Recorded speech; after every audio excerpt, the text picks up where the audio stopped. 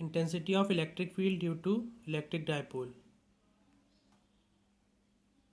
वैद्युत द्विध्रुव के कारण वैद्युत क्षेत्र की तीव्रता। So first is axial axis. Axial axis क्या? अच्छा,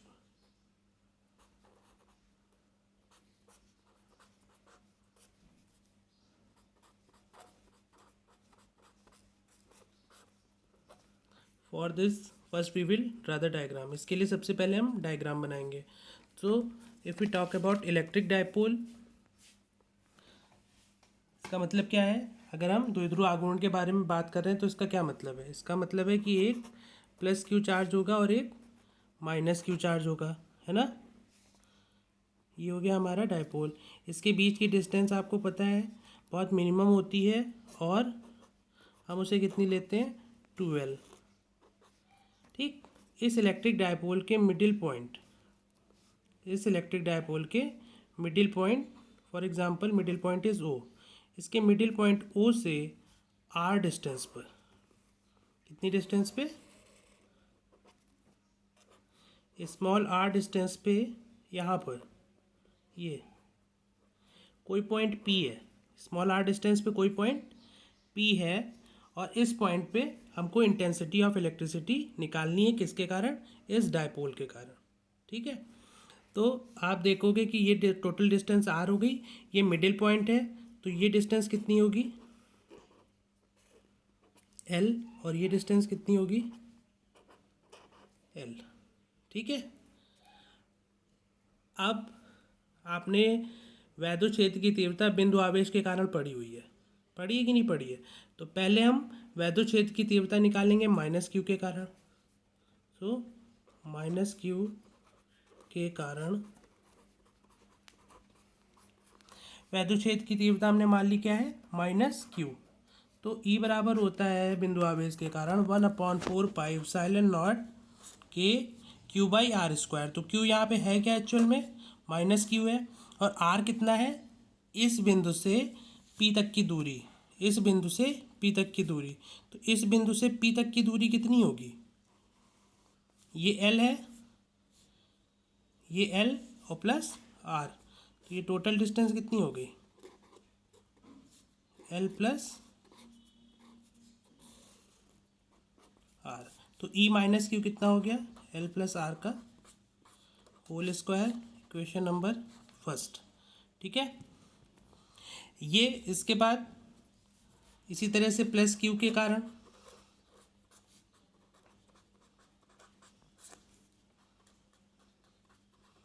प्लस क्यू के कारण तीव्रता हो जाएगी 1/4πε0 के क्यू। तो क्यू यहाँ पे प्लस क्यू है, और upon R square. R square मतलब इस पॉइंट से इस पॉइंट की डिस्टेंस। तो इस पॉइंट से इस पॉइंट की डिस्टेंस क्या होगी?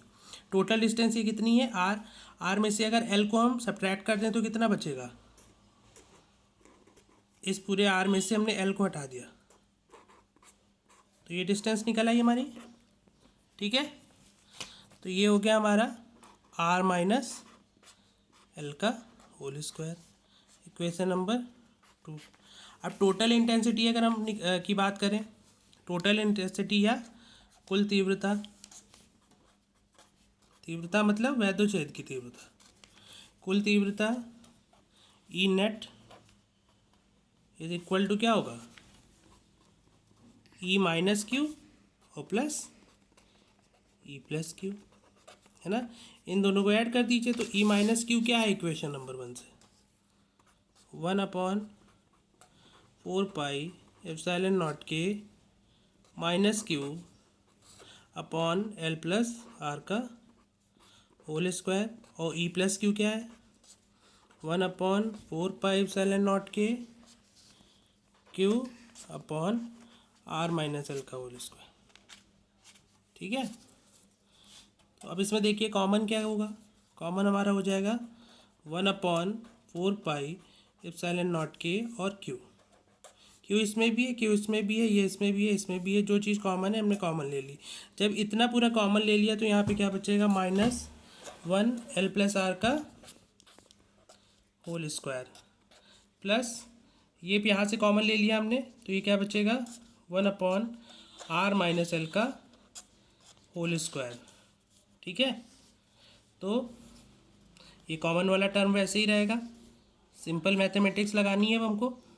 छोटे क्लास में हमने क्या पढ़ा था, इसका एलसीएम क्या हो जाएगा l+r का होल स्क्वायर और r-l का whole square.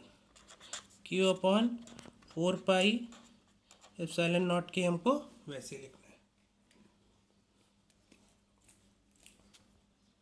Now turn the page. So what is this, Q/4πε0 k। ठीक है, यहाँ पे क्या होगा,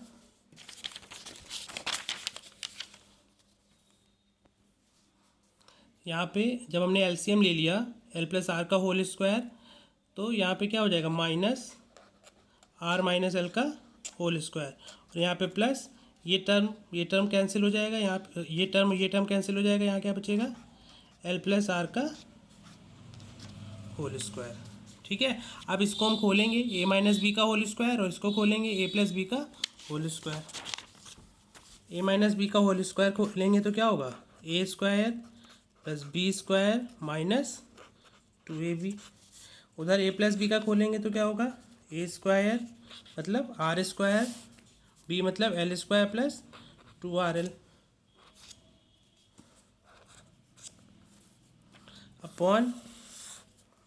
अपॉन में क्या है इधर देखिए l+r का होल स्क्वायर r-l का होल स्क्वायर। सिंपल वही चीज़ लिख दीजिए, r+l का होल स्क्वायर और r-l का होल स्क्वायर।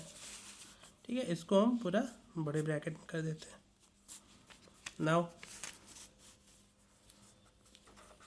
Q/4πε0 k, इसको ओपन कर दीजिए तो माइनस का r² हो जाएगा, माइनस का l² हो जाएगा, ये माइनस माइनस प्लस हो जाएगा। ब्रैकेट खुलेगा तो अंदर के सारे साइन क्या हो जाएंगे, चेंज हो जाएंगे ना, +l² + 2rl अपॉन r।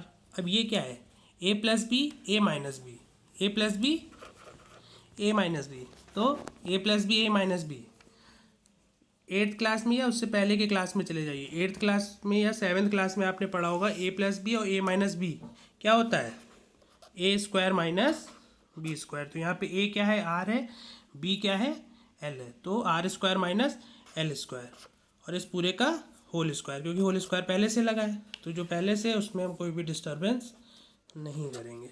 ये देखिए क्या होगा प्लस का r² माइनस का r² प्लस का r² माइनस का l² प्लस का l², और ये क्या हो जाएगा 2rl + 2rl मतलब 4rl। ठीक है, और नीचे हो गया r² - l² का होल स्क्वायर। Q/4πε0 k। अब देखिए 1/4πε0 k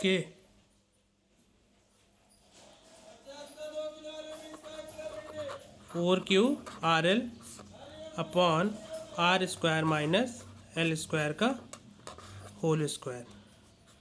अब इसमें एक काम करते हैं, इसको हम लिख लेते हैं क्या 2 × ठीक है 2 × q × 2l × r, ऐसे लिख सकते हैं भाई। 2 × 2 = 4, q भी है r भी है l भी है, इस तरह से लिखा जा सकता है। l जो है that is very very less than at compare to l। अगर हम l से कंपेयर करते हैं तो r के कंपैरिजन में l जो है बहुत ही छोटा है, तो r के कंपैरिजन में l को हम क्या ले लेते हैं टेंस टू 0। r के कंपैरिजन में ओवरऑल जो है l वो 0 नहीं है, बट r के कंपैरिजन में l क्या है 0, तो हमने l² को 0 कंसीडर कर लिया। तो ये क्या हो जाएगा r⁴ 4 r² × स्क्वायर, तो ये क्या हो जाएगा r⁴ 4, तो r⁴ 3 1/4πε0 एप्सिलॉन नॉट के 2 और Q12 होता है आपका P। Q12 क्या होता है? P मतलब वैद्युत द्विध्रुव आघूर्ण अपॉन में RQ। तो ये क्या हो गया 1/4 पाई एप्सिलॉन नॉट के 2P, क्योंकि ये सदिश राशि है इसलिए इसके ऊपर क्या लगा देंगे हम, तो ई क्या आ गया हमारा 1/4 पाई एप्सिलॉन नॉट के 2P upon RQ, where P is electric dipole moment and R is distance.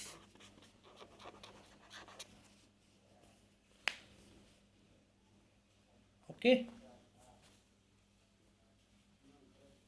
thank you.